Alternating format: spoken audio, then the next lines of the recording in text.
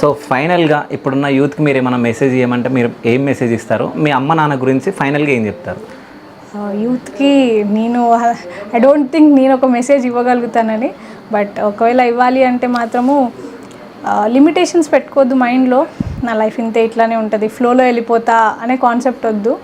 ఏదో ఒకటి డ్రీమ్ పెద్దగా ఉండాలి. సివిల్ సర్వీసెస్ కాదు, చాలా ఉన్నాయి లైఫ్లో చేయడానికి.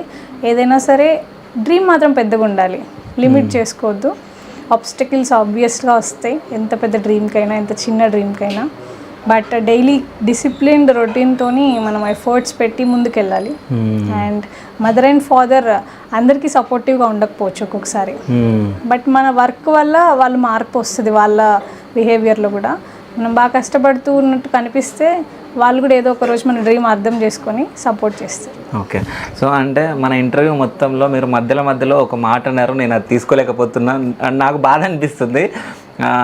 ఏమన్నారంటే సార్ అని పిలుస్తున్నారు నన్ను. అసలు సార్ అని పిలవకుండా మీరు నాకన్నా హై పొజిషన్లో ఉన్నారు. సో మేమే మిమ్మల్ని మేడం అని పిలవాలి.